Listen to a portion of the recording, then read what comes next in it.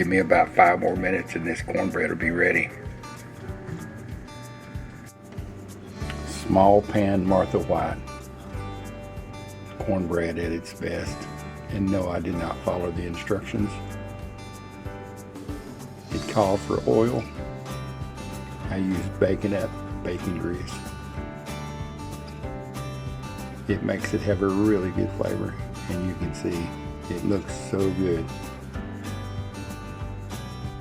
Ever wonder what my cornbread looks like after I turn it out of a hot skillet?